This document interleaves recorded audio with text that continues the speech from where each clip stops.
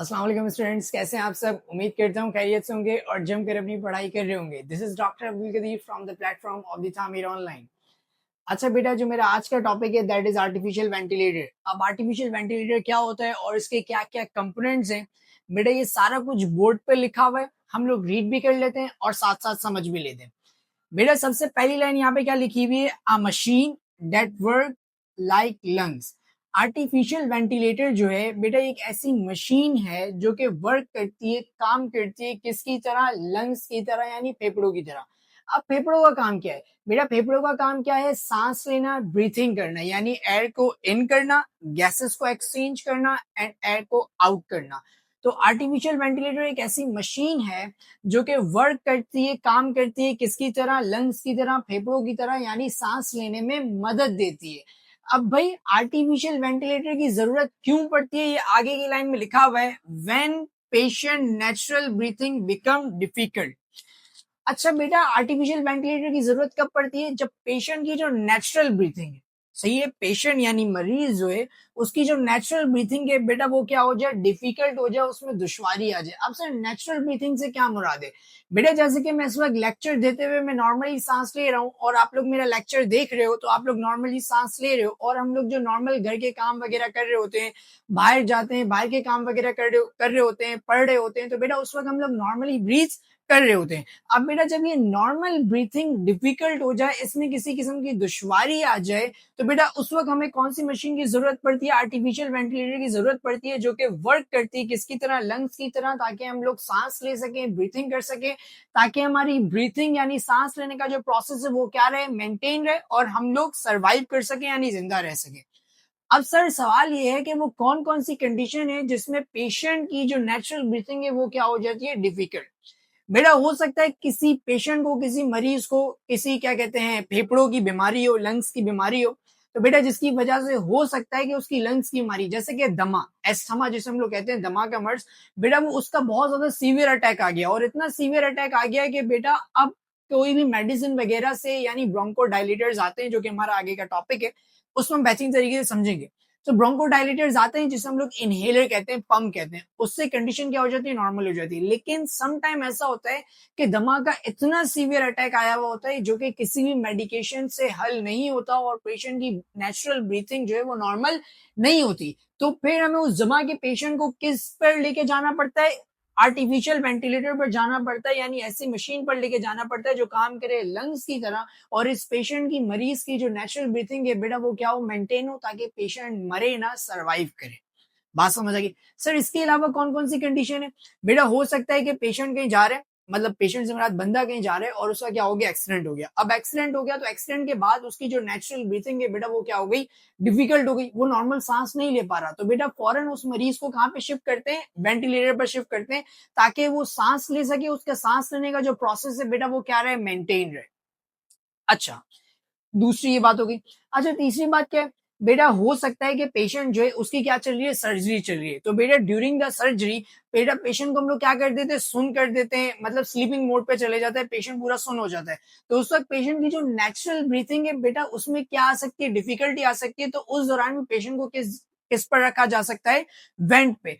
और some time ऐसा होता है सर्जरी खत्म हो गई, पोस्ट ऑपरेटिव मतलब ऑपरेशन के बाद बेटा पेशेंट को किस पे रखा जाता है, वेंटिलेटर पर रखा जाता है, ताकि उसकी जो नेचुरल ब्रीथिंग है बेटा वो क्या हो सके, मेंटेन रह सके।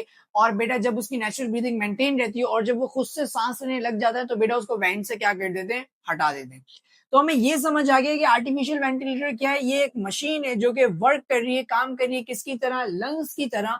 और ये लंग्स की तरह कब काम करती है, इसकी कब जरूरत पड़ती है, जब पेशेंट, मरीज जो है उसकी नेचुरल ब्रीथिंग बेटा वो क्या हो जाए, डिफिकल्ट, उसको नेचुरल ब्रीथिंग में दुश्वारी आने लग जाए, यानी नॉर्मल सांस लेने में दुश्वारी होने लग जाए। ओके, आगे क्या लिखा हुआ है, थ्रू दिस मशीन, इस मशीन के जरिए से ऑक्सीजन रिच एयर, मतलब ऐसी हवा जो कि ऑक्सीजन से भरी हुई, उसको डायरेक्टली सप्लाई किया जाता है कहां पे, ट्रैकिया में। बेटा ट्रैकिया को हम दूसरे अल्फाजों में क्या कहते हैं, वाइन पाइप कहते हैं, या जिसे हम लोग क्या कहते हैं, सांस की नाली। तो ये ऐसी मशीन है जो कि ऑक्सीजन रिच एयर को, यानी ऐसी हवा जो कि ऑक्सीजन से भरी हुई है, उसको डायरेक्टली सप्लाई करती है कहां पर, सांस की नाली में, यानी ट्रैकिया में, जिसे हम लोग माइंड पाइप कहते हैं।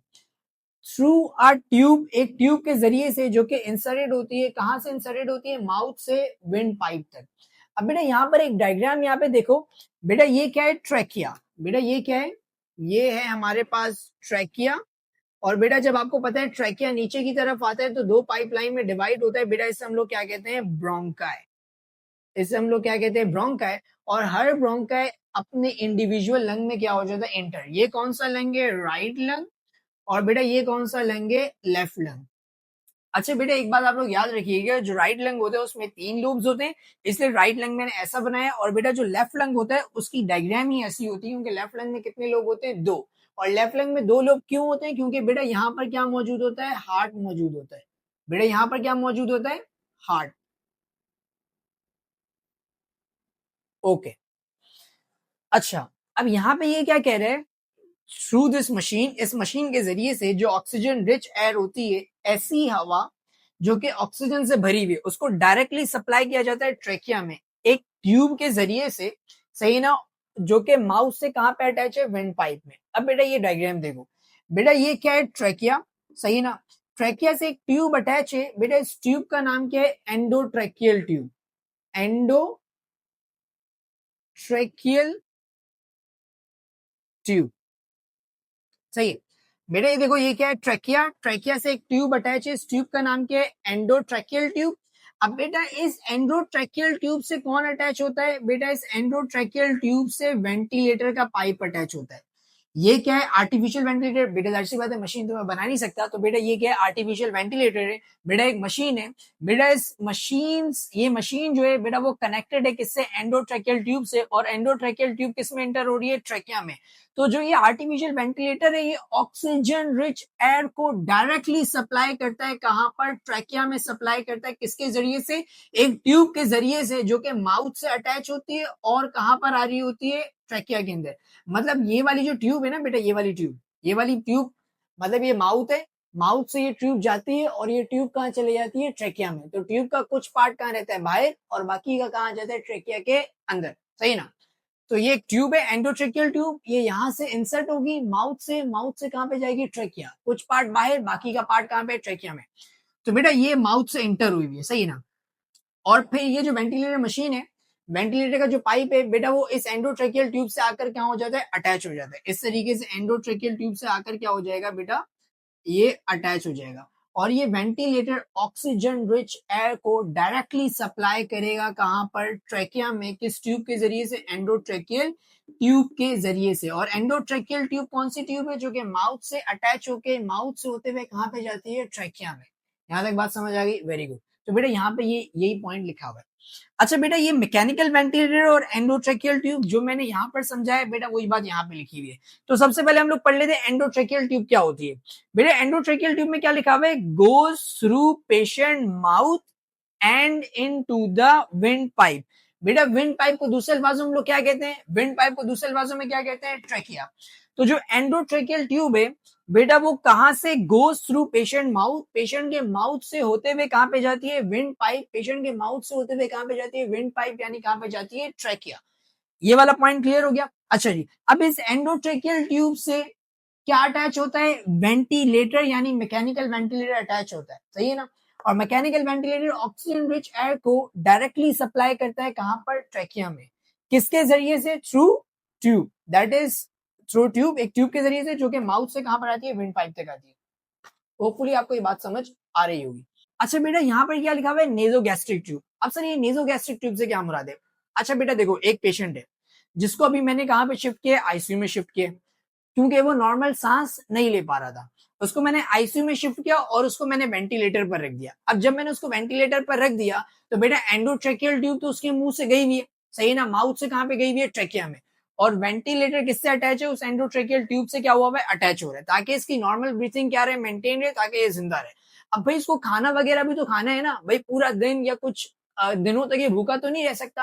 तो बेटा उसके लिए एक ट्यूब पास की जाती है, दैट इज नेजोगैस्ट्रिक ट्यूब। बेटा नेजोगैस्ट्रिक ट्यूब नोज यानी नाक से होते हुए कहां पर आती है, स्टमक यानी मैदे में आती है, सही है ना। और इस ट्यूब के जरिए से, वो ट्यूब जो नाक से यानी नोज से होते हुए कहां पर आ रही है, मैदे में आ रही है, स्टमक में आ रही है। बेटा इस ट्यूब के जरिए से पेशेंट को क्या दिया जाता है, खाना दिया जाता है, ताकि पेशेंट के मैदे के अंदर खाना जाए और वो खाना एब्जॉर्ब होकर कहां जाए, ब्लड में, और ब्लड से कहां जाए, बाकी के सेल्स में।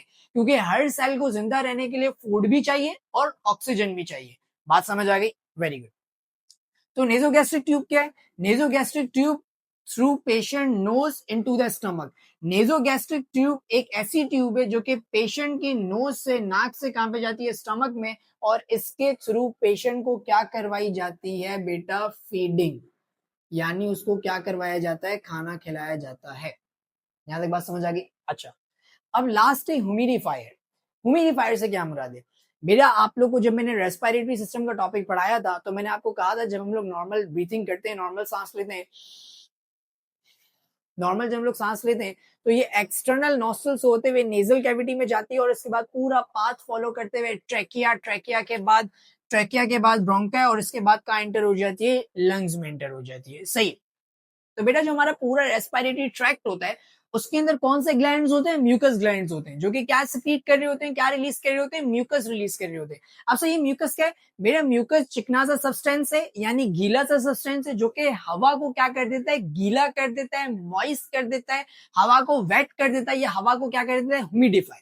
बेटा इन सब अल्फाजों का एक ही मतलब है, मतलब जो म्यूकस ग्लैंड है वो हवा को क्या करता है, गीला करता है, यानी क्या करता है, ह्यूमिडिफाई करता है, ताकि सूखी हवा लंग्स तक ना पहुंचे, जबकि कौन सी हवा लंग्स तक पहुंचे, लंग्स तक एक गीली वेट एयर यानी ह्यूमिडिफाई एयर लंग्स तक पहुंचे, ताकि लंग्स खराब ना हो।